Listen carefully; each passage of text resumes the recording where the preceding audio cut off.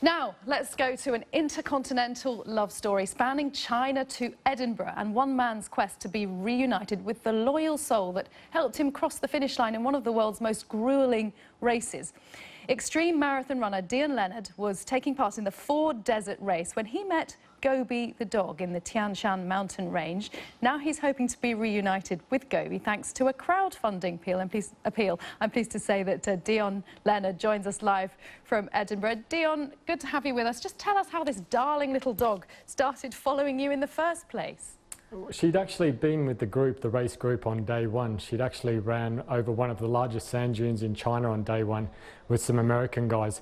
I noticed her around the campsite on the evening of day one, but it wasn't until day two that she became very close to me, and she looked up at me and she actually said to me, you know, she was saying to me, "I'm going to run with you today, I'm sticking with you." And I think we had to run around 24 miles that stage over a massive mountain pass across the Tian Shan mountain range, and she actually stayed with me the whole way.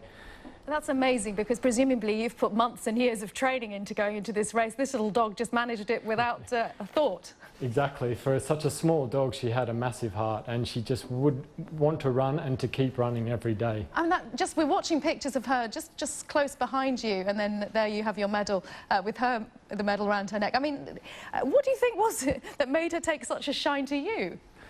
That's the one thing I just can't pinpoint. I'm not exactly sure what it was. I think it was I had some bright yellow gaiters, which are basically shoe covers that keep out socks and dirt while we're running. She kind of liked nipping on those as I was running along, and I think that could have been the start. She chose me, that's for sure. Yeah, and she stayed with you, and you know, even overnight. There were just then other parts of the race you had to carry her through rivers, and she couldn't do the two hottest legs of the race through the really hot desert, 52 degrees or something like that. That's correct. So on day three, I've had to carry her across some quite large river, around 25 metres in length, and very strong currents. And during this process, I was actually third in the race at the time, and I'm trying to catch up to the competitors, but I find myself grabbing the dog to try and get her across safely to the other side as well. So I didn't exactly have the time to do that, but I knew then that I was falling in love with her. Oh, so you actually put your chances of winning at risk by your act of real love for the dog. And then, I mean, what did you decide to do? You thought you can't leave China without taking Gobi with you. How did you then proceed in trying to get her back to where you live?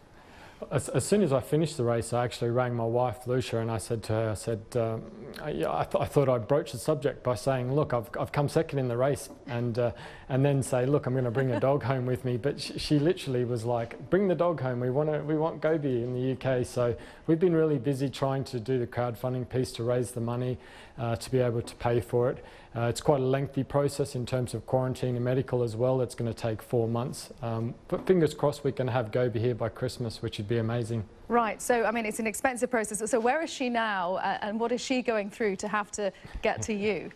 Well, she doesn't know how popular she is to begin with, but she's actually on her way to Beijing over the next week or two. That's wonderful news. And you did mention that you were third in the race when you had to pick Gobi up and carry her over river. You came second in the end. You won silver. That's correct. On that stage, I actually, myself and the dog actually came first, so that was an amazing recovery. But yes, overall I was second, which I'm very proud with. Absolutely, and carrying a dog at certain stages as well. We wish you all the best, Dion. Thank you very much. Congratulations on your success, and we wish you all the best with your future life with Gobi and your family too. Dion Leonard from Edinburgh.